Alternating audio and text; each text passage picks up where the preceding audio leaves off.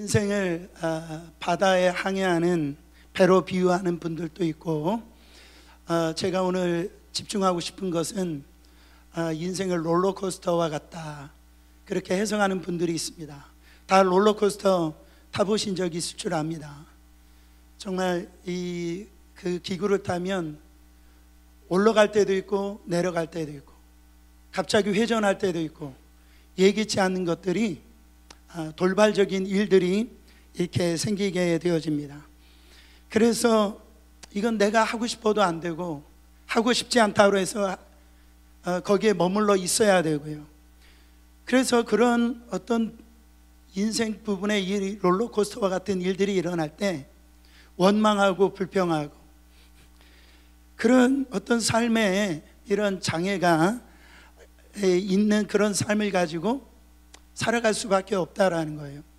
그런 환경 속에서 오늘 이 사도 바울은 왠지 이 말씀이 우리하고 좀 동떨어진 것 같은 것처럼, 아니 이 동떨어졌다기보다도 좀 어떤 부분에서는 불편할 정도로 이 말씀이 우리에게 다가오고 있다라는 거예요. 그것이 뭡니까?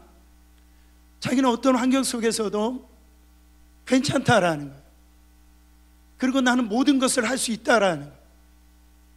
이 고백을 지금 이 사도 바울이 지금 고백을 하고 있습니다. 여러분, 현대인들 중에 가장 큰 문제 중에 하나가 만족할 줄 모른다라는 거예요. OECD 국가가 41개 국가가 있는데 우리나라가 이 삶의 만족도가 꼴찌에서 두 번째랍니다. 첫 번째가 터키고, 몇 번째요? 두 번째. 아니 이렇게 잘 살고 누리는 게 많은데도 그 삶에 대한 이 만족도가 없다라는 거예요. 여러분, 저는 보면은 그런 분들이 있어요. 아니 핸드폰도 쓸만한데 또 사요. 이 어떤 이런 이 만족을 다른 쪽으로 채우려고 하는 시도들이 많이 있다라는. 저는 그런 분도 봤어요. 자기 아이들이 학교에서 5등을 했대요. 근데 이 엄마가, 야 너 왜 앞에 있는 4명도 제끼지 못하냐? 아니 5등 하면 잘한 거예요, 못한 거예요? 잘한 거예요. 아니 본인은 5등도 못 해봤으면서. 그렇잖아. 2등 하면 얼마나 잘한 거예요. 근데 그 한 사람 못 제꼈다고 그게 만족을 하지를 못한다라는 거예요. 보통 이렇게 신방을 가보면 남편이 돈 잘 버는 남편이 부럽다고, 어떤 분들은 남편이 좀 이렇게 탤런트처럼 그렇게 생긴 사람이 그냥 살고 있는 그 아내가 부럽다나 뭐 이런 얘기를 하시더라고요. 여러분, 근데 연예인처럼 잘생긴 그 남편과 사는, 제가 어떤 집사님하고 얘기한 적이 있었는데 그분이 하는 말이 늘 불안하대요. 얼마나 유혹이 많은지 너무 불안하다라는 거예요. 여러분, 불안한 것보다는 적당한 얼굴로 이렇게 사는 거에 대해서 감사하시길 바랍니다. 아니 그렇잖아요. 여러분, 현재의 삶에 대해서 만족하십니까? 아니면 여전히 만족하지 못한 채 더 좋은 것, 더 새로운 것을 찾고 있냐 말이죠. 여러분, 제 생각에는 아무리 더 좋은 것, 더 새로운 것 찾으려고 하지만은 꼭 이 신기루와 같처럼 만족하지 못한다라는, 진시황이요, 자기가 가지고 있는 만족을 영원 만대까지 추구하려고 그 불로초를 찾아다녔지만은 찾을 수도 없고 찾은다 한들 그런 삶은 없다라는 거예요. 우리의 욕망을 만족시킬 수 있는 어떤 것도 없다라는. 여러분, 오늘 사도 바울의 인생을 보세요. 지금 사도 바울은 로마 감옥에 지금 잡혀 들어가고 있어요. 그 삶은 어떨까요?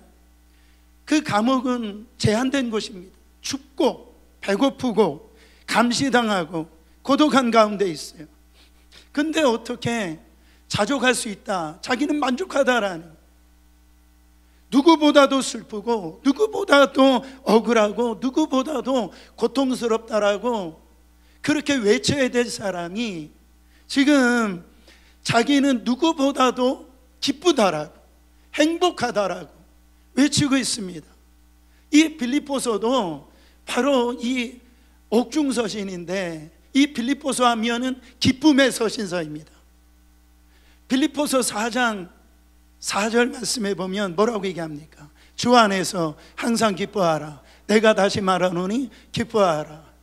아니, 감옥 밖에서 잘 살고 있는 사람이 감옥 안에 있는 바울에게 나는 기쁘다, 나는 행복하다 그렇게 얘기하면 이게 이해할 법도 한데, 지금 감옥 안에서 춥고 헐벗고 고독한 그 자리에 있는 사도 바울이 감옥 밖에 있는 성도들을 향해서 나는 기쁘다는 거예요. 나는 행복하다라는 거예요. 나는 만족하다라는 거예요. 이 기쁨과 자족의 그 비결이 뭐죠? 오늘 그 11절 이 말씀을 자기는 깨달았다라는 겁니다. 내가 궁핍함으로 말하는 것이 아니라 어떠한 형편에든지 내가 자족하기를 배웠노니. 지금 사도 바울이 로마 감옥에 잡혀 있으니까 사랑하는 이 빌립보 성도들이, 유럽에 제일 먼저 세워진 교회 아닙니까? 그 성도들이 이 목사님을 정말 마음이 아픈 거예요. 감옥에 들어가 있으니까. 그래서 옷까지도 보내줬겠죠. 어떤 부분에서는 이 정성스러운 이 헌금을 지금 에바브로디도라고 하는 믿을 만한 이 성도가 지금 사도 바울을 만나러 간다라고 하니까 그 편에 이 돈과 함께 보내줍니다. 사도 바울은 자기가 그 돈을 받음으로 기뻐한다라고 이 빌립보 성도들이 착각할까 봐, 내가 지금 이 기쁨의 원인은, 내가 지금 이 자족하는 이 원인은 이런 어떤 그 돈 때문에 내 기뻐하는 것이 아니라, 그래서 필히 11절에 내가 궁핍함으로 내가 이렇게 말하는 것이 아니다라는 거예요. 나는 어떤 형편에든지 내가 자족하기를 배웠다라는 거예요. 여러분, 정말 사도 바울은요, 궁핍한 가운데 만족을 했어요. 비천에 처해도 자족을 했어요. 배가 고파도 잘 참고 견뎌냈어요. 고난과 핍박과 그 시련 순간에도 찬송을 부르며 기뻐한 것을 우리는 잘 알고 있어요. 아니, 바울이 어떻게 이렇게 할 수 있을까? 그는 처음부터 이런 사람으로 태어났느냐 말이죠. 그가 이래도 감사 저래도 감사, 이래도 흥하고 저래도 흥하고 기뻐하고, 여러분 그런 마음을 가지고 그렇게 태어났냐 말이죠. 그렇지 않다라는 거예요. 사도 바울도 우리와 똑같은 성정을 가진 사람이라는 겁니다. 단지 사도 바울은 그런 형편 가운데도 자기가 기뻐하고 감사하고 자족하는 법을 뭐 했다는 거예요? 11절에도 배웠답니다. 12절에도 배웠다라는 거예요. 그래서 일체의 비결을 자기는 이제 배운 것이 깨달아졌다라는 거예요. 이 말은 뭐예요? 전에 나는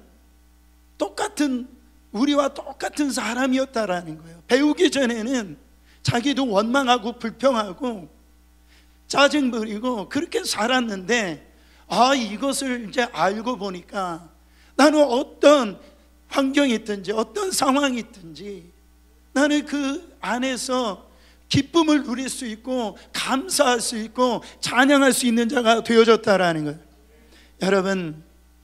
여러분 이것을 배울 준비가 되셨습니까? 여러분, 우리가 아이들, 저도 이제 아이 2명이 대학에 들어가니까요, 돈을 쓰는 단위가 달라졌어요. 근데도 우리 부모님들이 열심히 일하고 아이들을 그렇게 좋은 대학에 보내는 게 뭡니까? 잘 배우라고 그렇게 투자하는 거 아니겠어요? 우리가 교회 와서 이렇게 예배에 앉아 있는 것은 정말로 우리가 잘 배워야 되는 거예요. 이 시간에 하나님이 주시는 이 학교에 우리가 지금 들어와 있는 겁니다. 이 잘 배워야지 잘 깨달아지는 거예요. 잘못 배우면은 내가 신앙생활 제대로 하고 있는 줄 아는데요, 자기 복음, 그러니까 주님의 복음에 대해 내가 복음으로 그렇게 신앙생활하게 되어진다라는 거예요. 여기에서 한번 우리가 좀 더 살펴봐야 될 것이, 이 롤러코스터와 같은 그런 인생 속에서 살아가고 있는데, 이 자족한다, 도대체 이 자족이란 말이 무슨 말인가? 한자로 보면 스스로 자자에다가 이렇게 만족할 만자를 쓰는데요, 이 자족이란 말은 성경에서만 쓰는 말이 아니에요. 그 당시에 가장 유명한 학파였던 이 스토아 학파가 이 자족, 이 셀프라고 하는 이 단어를 많이 썼거든요. 근데 그들이 쓰는 이 자족과 지금 사도 바울이 쓰는 자족은 전혀 다른 의미라는 거예요. 여러분, 이 셀프라는 말은 상황과 환경과 상관없이 있는 그런 셀프를 이야기를 합니다. 근데 우리는 서로 연결이 되어 있잖아요. 사람을 그 한자로 이렇게 써보면 사람 인자로 서로 연결되어 있잖아요. 서로 이렇게 기대면서 사는 게 사람이에요. 근데 어떻게 돼요? 사람은 그 기대를 채워주지 못하죠. 그러니까 실망하고 거기서 그런 어떤 관계에서 실망하면 무너지게 되어져 있는 거예요. 근데 이런 것과 상관없이 그냥 자기 스스로 단독으로 홀로 서 있는 것, 주위 환경하고도 단절하고 또한 어떤 부분에서 무감각하고 무반응한, 그냥 다른 거하고 관심이 없어요. 그러면서 혼자 있는 것, 그게 셀프라는 거예요. 여러분, 셀프 하면 제가 생각나는 게 있는데, 한국 식당에 가면은 뭐라는 말이 써져 있어요? 물은 셀프입니다. 그래서 한국의 초등학교에서 영어 시험을 봤는데 영어로 물은 뭐입니까? 했더니 다 셀프라고 썼대요. 물은 워러라 이렇게 써야 되는데, 여러분, 물은 셀프예요. 그게 무슨 뜻입니까? 웨이터나 웨이트레스가 와서 물을 줄 것을 기대하지 말고 너 스스로 가서 그 정수기에 있는 그 물을 너 스스로 받아서 너 스스로 물 따라 먹으라는 얘기예요. 그게 셀프라는. 그러니까 이 스토아학자의 이 셀프라는 의미는 네 혼자 알아서 해라, 그런 말이죠. 자족이라는 것, 그게 어떤 의미에서는 그렇게 얘기를 하는 거예요. 그러니까 다른 거 기대하지 말고, 다른 사람이 뭐 이렇게 해주는 거 기대하지 말고 너 혼자 모든 것을 해결해. 네가 스스로 알아서 해. 어떤 환경과 완전히 단독적으로 고립돼 가지고 네가 어떤 수양을, 정신적인 수양을 해가지고 너 스스로 만족을 누려라. 그것이 이 스토아학자들이 말하는 이 자족이라는 말을 많이 썼다라는. 근데 오늘 성경에서 말하고 있는 이 사도 바울이 쓰고 있는 이 자족은 그렇게 말하는 겁니까? 자기 홀로 영적 거인이 돼가지고, 야, 그런 거 뭐 가지고 걱정이냐? 그런 거 가지고 왜 배고프냐? 배고픈데도 나는 배 안 고프다. 추우니? 뭐 그런 거 가지고 그렇게 추위를 타냐? 나는 안 춥다. 지금 그런 얘기하고 있는 거예요. 바울은요, 가장 마지막 이 서신서가 디모데 전서, 디모데 후서거든요. 그때 바울이 자기 영적 아들인 디모데에게 부탁을 하는데 뭐라고 부탁하냐면, 드로아의 집에 있는 내가 두고 온 겉옷을 가지고 좀 와라 부탁을 해요. 왜요? 면회 때 옷 좀 가지고 오라는 거예요. 자기는 감옥에서 지금 춥다는 거예요. 감옥이 추워, 그래서 옷 좀 가져오라고 그랬어요. 추운데 나 지금 안 추워, 모든 거 괜찮아, I'm okay, 나 모든 거 할 수 있어. 그게 아니라 추우면 춥다고 해서 옷을 가지고 오라고 하는 그런 사람이 지금 바울이라는 거예요. 추운 걸 아는 사람이에요. 배고픈 걸 아는 사람이에요. 매 맞으면 아픈 것을 아는 사람이에요. 매 맞고 배고프며 그러면서도 I can do everything, 그런 얘기를 하는 게 지금 아니에요. 완전한 이 환경과 다 차단하고 셀프 혼자 정신부장, 나는 괜찮아, 나는 행복해, 나는 만족해, 어떤 자기 수양이 돼가지고선 나는 스스로 지금 기쁘다, 행복하다, 그런 것을 지금 이 사도 바울이 말하고 있는 만족이 아니다라는 거예요.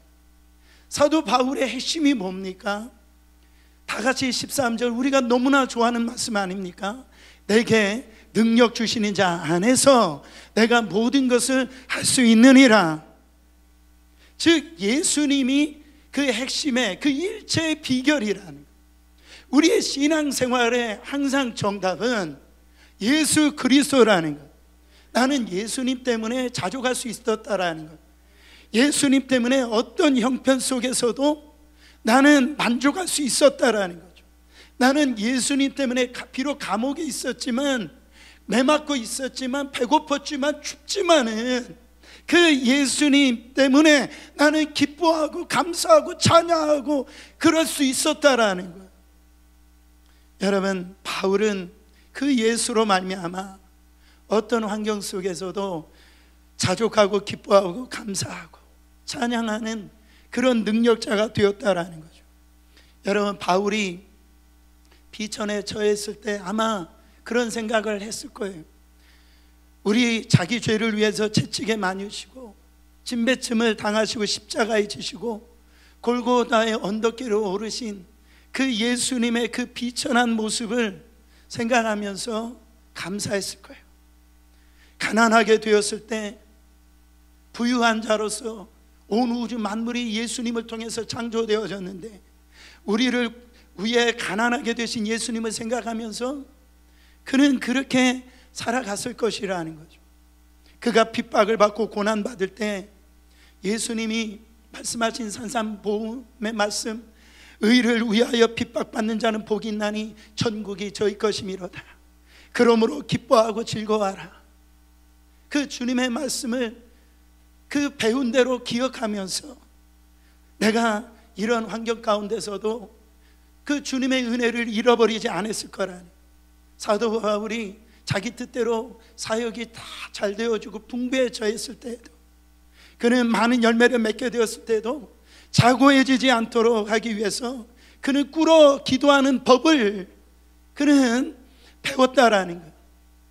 양들로부터 인정받고 존경을 받고 섬김을 받았을 때 그 마음이 병들까 봐 아마 예수님께서 십자가에 돌아가시 전에 제자들의 발을 씻겨주셨던 그 종되어 주셨던 예수님을 기억하고, 그는요 그 삶을 살고자 그는 예수님 그것을 배웠기 때문에 그는 인생 가운데 나는 자족할 수 있었다, 나는 기뻐할 수 있었다, 그는 그런 고백을 할 수 했을 것이라는 거죠. 여러분, 이 자족이라고 하는 건 정신 수양이 아닙니다. 내게 능력 주시는 자 안에 들어가야, 그 안에 있어야 누릴 수 있는 이 놀라운 축복이에요. 어떤 상황 속에서도 만족할 수 있는 것은 자기 힘이 아니에요. 자기 의가 아닙니다. 자기 노력이 아니에요. 바로 내게 능력 주시는 그 예수 안에 젖어들었을 때, 그 안에 있을 때, 저는 오늘 말씀의 본문을 그냥 충만이다 그러고 싶었어요. 그 예수로 충만해졌을 때 우리는 기뻐하고 승리할 수가 있다는. 여러분, 핵주먹하면 마이클 타이슨 기억하잖아요. 여러분, 거대한 어떤 선수들이라도 그 주먹 한 대 맞으면 다 그냥 한 방에 KO돼요. 여러분, 한때는 그의 재산이 그 당시에 2060억이었대요. 그는 풀장도 갖고 있었고 테니스장, 볼링장, 권투 시합장이 달린 호화로운 그 주택에서 이렇게 살았는데요. 제가 놀란 것은 이 천연기념물 이 벵골산 호랑이가 애완견이었대요. 그러나 그는 이 풍부에 처하는 법을 배우지를 못해가지고 그 많은 돈을 이용해가지고 이 여자 저 여자를 성추행하면서 무절제하는 삶을 살다가 여러분 그래서 위자료 재판 변호사 비용으로 수백억의 빚을 지고요 2003년에 파산하게 되어졌다라는. 여러분 우리가 이런 영적인 이 비결을 알지 못하면은 풍부한 것이 오히려 우리를 망하게 하고 그것이 우리의 인생을 방탕하게 만드는 그런 도구가 될 수 있어서 쓸모없는 인생으로 떨어지게 만든다라는 거예요. 반면에 일체의 비결을 배운 사람들은요 어떤 상황 가운데서도 타락하지 아니하고 바로 이 좌절하지 아니하고 오히려 그 환경 속에서 그 어려움 속에서 그 고통 속에서 그 하나님의 믿음의 역사를 만들어내더라. 구약에는 누가 있을까 생각해 보면 다니엘과 그 다니엘의 세 친구입니다. 그들은 굉장히 지혜로웠어요. 그 포로로 잡혀왔지만 하나님께서 그들에게 너무나 지혜로우니까 그 세 번의 어떤 왕이 바뀌면서도 이 다니엘하고 세 친구들은요 계속 중요한 요지를 차지합니다. 부를 누려요. 지위를 누립니다. 명예를. 그 포로 바벨론 그 궁에 그냥 장학생으로 뽑아왔기 때문에 그냥 가만히 있으면 얼마든지 풍부하게 남부럽지 않게 그렇게 살 수가 있어요. 그러나 그들은 풍부와 배부름에 처해 있을 때도 신앙 교육이 제대로 되어 있는 거예요. 왕의 진미와 그 마시는 포도주를 과감하게 거절하고 나는 채식으로 살겠다라는 영적인 자존심을 무너뜨리지 않는 거예요. 여러분 주위 사람들의 모함을 받아가지고 그 뜨거운 불물 속에 들어가는데요 그들의 고백을 들어보세요. 이 불문에 들어갈지라 하나님이 자기들을 살려주시겠다라는 거예요. 할렐루야. 근데 더 기가 막힌 고백을 보세요. 그리 아니하신다 할지라도 그 불문 속에서 타서 죽는다 할지라도 하나님이 건져내 주시지 않는지라도 왕이시여 우리는 왕들의 신들을 나는 섬기지 않을 것이고 그 금신상 앞에 절하지 아니할 줄을 그런 줄 없소서. 영적인 기계에 하나님의 이름에 대한 이런 자부심을 갖다가 잃어버리지를 않는 거죠. 우리가 살아가면서 참 그래요. 교회를 그렇게 믿음 생활한다고 하는데 그렇잖아요. 술이나 이런 담배나 도박이나 이런 부분 하나 예수의 이름으로 해결받지 못하고 예수님의 그 얼굴로 살아가야 될 하나님의 자녀로 살아야 될 그 자긍심, 프라이드 이거를 갖다가 내팽개치는 일이 얼마나 많이 있습니까? 여러분 그 믿음이 죽음도 초월하더라는 거예요. 그 환경을 이기더라는 거예요. 하나님이 나를 어떤 형편에 처하게 하시든지 그래서 이제 감사하고 그 가운데 기뻐하고 자족하며 찬송하며 끝까지 믿음의 길을 걸어갈 수 있는 준비가 되셨습니까? 여러분 준비가 되셨어요? 우리가 매주마다 사실 이 동영상 선정하기가 쉽지가 않아요. 저는 항상 이 동영상을 보면서 늘 저에게 적용을 시켜봐요. 네가 만약에 저런 환경에 놓여 있으면 너는 어떻게 할 거냐? 이게 먼 나라의 사람 이야기가 아니에요. 우리의 삶의 이야기고 우리 옆에 이웃의 이야기고 우리 성도들이 지금 겪고 있는 그런 이야기입니다. 저 사람들은 어떻게 저렇게 그 환경 속에서 그 상황 속에서 저렇게 간증할 수 있는 자가 되어졌을까? 여러분 오늘 성가대가 찬양했던 것처럼 주 임재 안에서 난 모든 것이 가능하다라고 그러잖아요. 그 임재 안에 거할 때 나는 그 높은 산에 서겠다라고 찬양을 하지 않습니까? 여러분 아무리 하나님께서 여러분에게 물질을 부어주신다 하더라도 그 물질 한번 건드리면 여러분 흔들리게 되어 있어요. 여러분 그거 아세요? 지금 5명 중에 한 사람이 암에 걸려 있습니다. 모든 것이 여러분 그것이 우리를 스탑시킬 수 있는 능력이 없어요. 그냥 롤러코스터와 같아요. 앞으로 일어나는 일을 여러분들이 막을 수가 있는 게 아니에요. 여러분, 우리의 어떤 사업이나 가족이나 하나님이 너 하면 내려놔야 됩니다. 그래야 돼요. 밖의 것으로는 우리가 절대 해결할 수가 없다라는 거예요. 안에서 움직일 수 있는 그 힘을 주셔야지 우리는 이것을 능히 이겨낼 수가 있다라는 거예요. 예수 안에 있는 자는 만족의 조건이 달라집니다. 진짜 행복의 조건이 달라져요. 그러나 진짜 행복의 이유를 알지 못하는 사람들은 에덴 동산에 살고 있다 할지라도 만족함을 누리질 못해요. 자꾸 원망합니다. 불평합니다. 좌절해요. 예수님을 만나면 만날수록 느껴지는 건 뭐냐면 외적인 환경이 나에게 전혀 문제가 되지 않아요. 어떤 목사님이 키가 작은 목사님이신데 이번에 간증을 들었는데 그 사모님은 키가 크신 분이래요. 굉장히 화려하신 분이었대요. 그때 이 사모님 만나기 전에 이 사모님의 결혼 기도 제목이 뭐냐면 키 큰 남자, 아주 화려한 남자. 그 기도 제목이 예수 믿기 전에. 근데 주님을 만나게 된 거예요. 주님을 믿게 되어진 거예요. 아니 근데 어떻게 이렇게 키가 작은 목사님하고 결혼했냐 했더니 이 사모님이 하시는 말씀, 자기는 믿음의 키를 봤다라는, 믿음의 키, 그래서 결혼했다라는. 여러분의 믿음의 키는 얼마나 되십니까? 우리 환경에 따라서 우리 믿음이 좌지우지가 된다면 그 믿음을 어떤 믿음이라고 하냐면 온도계 같은 믿음의 수준이다 그래요. 온도계. 여러분 온도계 아시잖아요. 날씨가 추우면 어떻게 해요? 그 온도계가 떨어져요. 추가. 날씨가 더우면 또 그 추가 어떻게 돼요? 올라가요. 그러니까 상황에 따라, 환경에 따라 올라갔다가 내려갔다, 올라갔다가 내려갔다. 이거를 무슨 신앙이다? 온도계 신앙이다.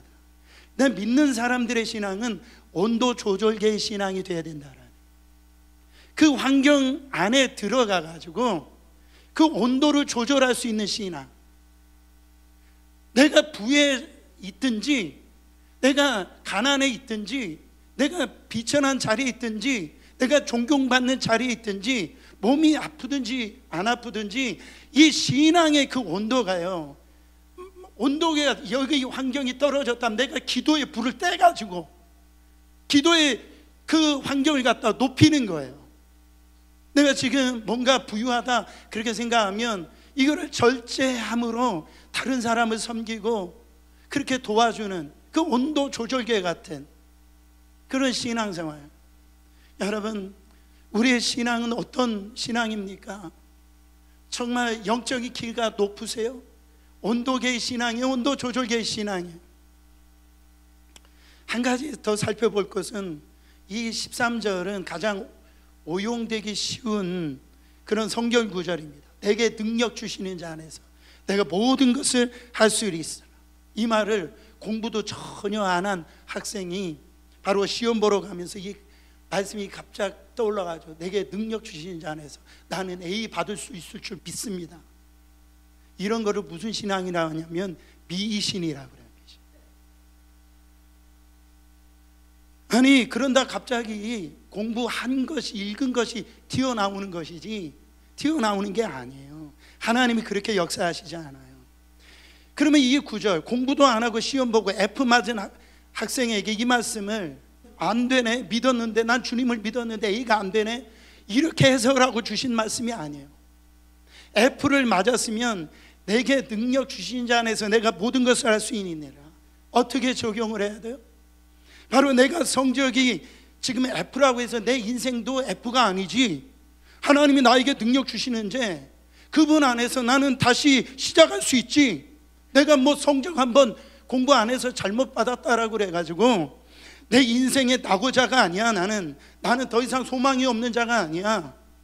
하나님이 내게 능력 주시니까 나는 다시 공부해서 다시 A 맞을 수 있어, 이렇게 하고 나가는 것이 내게 능력 주신 자 안에서 내게 모든 것을 할 수 있느니라. 이렇게 적용을 해야 된다라는 거예요. 여러분, 그분 안에서 기대하면서 자족하는 거예요. 이렇게 적용해야 되는 것이라는 겁니다. 그러니까 지금 바울이 내가 어떤 상황에 있든지 만족한다라고 그렇게 얘기를 하는 거예요. 내가 지금 감옥에 있다 하더라도 나의 필요가 다 채워지고 있다라는 거예요. 내가 감옥에서 괴롭힘을 당하고 있다 할지라도, 누가 나를 힘들게 하더라도 지금 다 채워지고 있다라는 거예요. 할렐루야. 이 말은 내 남편이 지금 술을 먹어요, 도박을 하고 있어요, 아이가 지금 방황하고 있어요. 근데 누구로 채워지고 있어요? 누구로 충만해지고 있어요? 그 예수가, 나는 육으로 힘들고 어렵고 고통스럽지만 그 예수로 충만해지기 때문에, 그것을 이제는 알았기 때문에 나는 넉넉하다라는 거예요. 나는 그 순간에도 이겨낼 수가 있다라는 거예요. 그 순간에서 찬양하고 기뻐하고 감사할 수 있다라는 거예요. 왜? 예수로 충만하니까. 제가 전에 교회에서 권사님 한 분이 암에 걸리셔서 신방을 간 적이 있어요. 근데 이 권사님이 저보고 뭐라고 했냐면, 목사님, 저 죽어도 좋습니다. 저 빨리 죽게 해주세요. 그렇게 기도해 달라는. 근데 옆에 있는 집사님 한 분이, 그 남편 집사님 뭐라고 하냐, 목사님 불러놓고 무슨 그런 말을 하냐고 막 핀잔을 주더라고요. 그랬더니 권사님이, 당신에겐 미안하지만 나 주님 빨리 만나고 싶다는 거예요. 여러분, 이 말의 의미를 잘 해석을 해야 됩니다. 그러니까 이 권사님 안에 있는 예수를 통해 있다 보니까 이 암이 게임이 안 되는 거예요.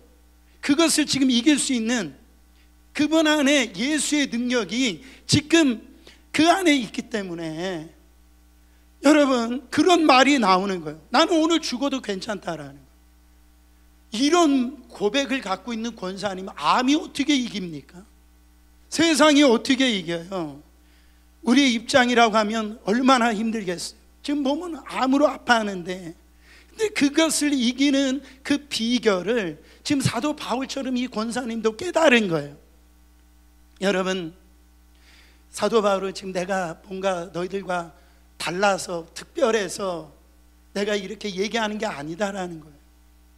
나도 너희들과 똑같이 주의를 경험하고 배고픔을 느끼고 채찍에 맞으면 아픔을 느끼고 나도 고독을 느낀다. 그렇지만 내가 그 순간순간 안에 예수로 충만해지니까 바로 내가 이길 수 있는 그 힘이 생기더라는 거죠. 그러니까 예수 그리스도가 내 안에 계시다라는 거예요. 한번 따라합니다. 예수님이 내 안에 계신다. 히브리서 11장 38절에 이런 사람은 세상이 감당치 못하는 자들이다. 세상 사람들 우리를 쳐다보고 있어요. 정말 저 상황이면 쓰러져야 되는데, 저 사람이면 죽는다라고 얘기해야 되는데, 근데 세상 사람들이 뭐라고 얘기하냐면, 저 사람은 쓰러지지 않아. 저 사람은, 저희 가정은 다시 일어날 거야. 왜냐하면 저 사람 예수 믿어. 예수 믿는 가정이야. 우리하고 달라. 세상이 감당치 못하는 그 믿음의 사람들.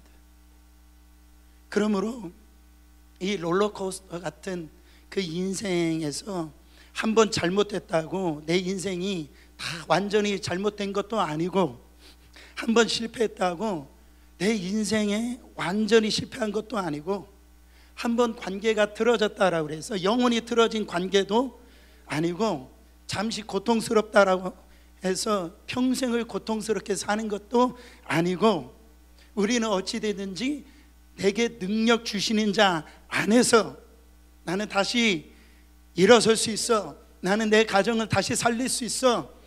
우리 관계가 다시 개선될 수 있어. 내 신앙 지금 비록 실패했지 모르지만은 내게 능력 주시는 자 안에서 다시 기쁨으로 신앙생활 할 수 있어. 지금 다른 사람이 나를 손가락질한다 할지라도, 내가 어떤 환경에 지금 다른 사람이 볼 때 절망스러운 환경 가운데 있다 할지라도 내게 능력 주신 자 안에서 내가 모든 것을 할 수 있어. 여러분, 질문을 한번 던져보겠어요. 여러분, 혹시 식스플래그나 디즈니랜드 가보신 적이 있을 줄 아는데 거기 타는 기구가 통틀어서 보면 두 가지로 되어 있어요. 하나는 메리고 라운드라고 하는 거, 회전 목마 하고, 하나는 한쪽 편으로 롤러코스터가 있어요. 여러분, 저는요, 이 수술해서 그런지 몰라도 롤러코스터를 타면은 속에서 막 뭐가 막 나올 것 같고 어지러워가지고 저는 늘 가면은 회전목마저 보여서 이거 탑니다. 저는 이게 좋아요. 근데 제 둘째 로이가 거기 가면은요 롤러코스터를 타러 가요. 막 타러 갑니다. 그걸 타고 와서 또 1시간 줄 서가지고 또 타요. 왜요? 너무 재밌다라는 거예요. 너무 재밌다. 여러분들 여쭤볼게요. 롤러코스터를 보면 너무너무 위험해 보이지 않아요? 그렇죠? 야, 저걸 누가 타나? 야, 심장 떨려. 그렇잖아요?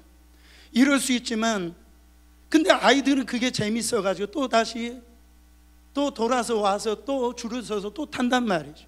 이유가 뭡니까? 우리가 걱정하는 거 아이들은 걱정하지 않아요.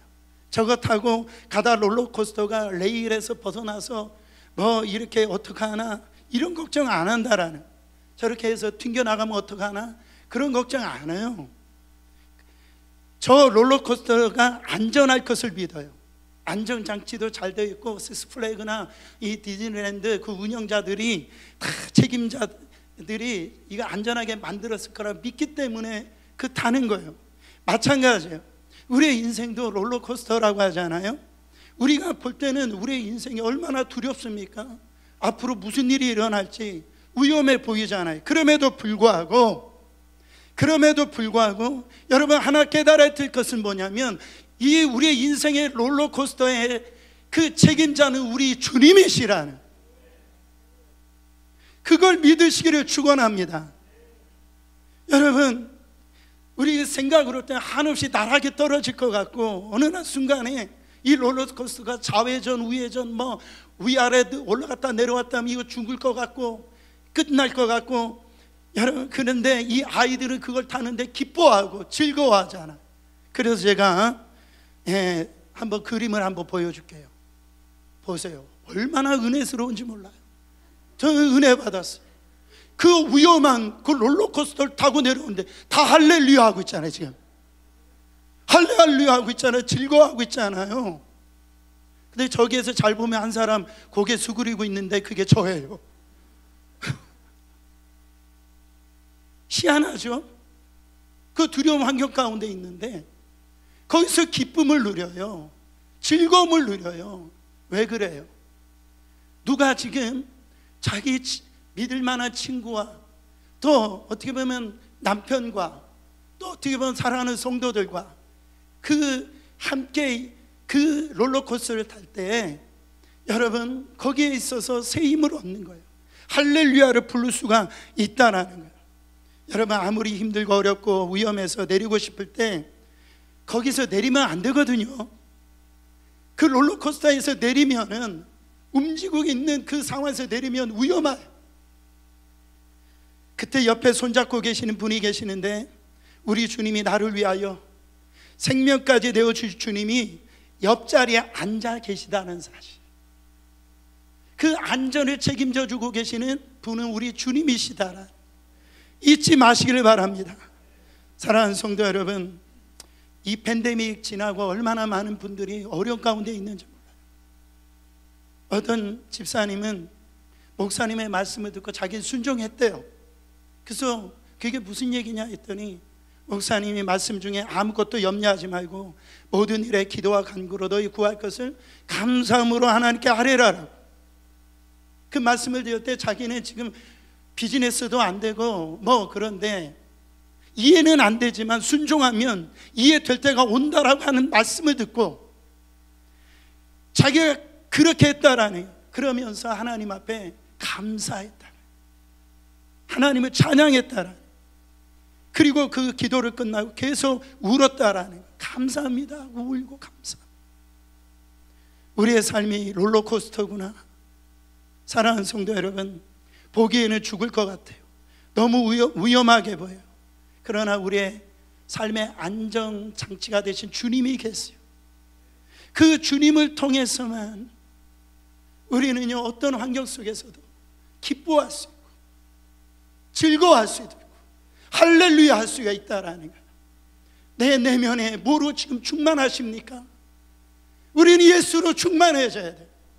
그래야 우리의 환경을 이길 수 있어요. 상황을 이길 수 있어요. 위기를 돌파해낼 수 있어요. 하나님 앞에 할렐루야 찬양할 수 있어요.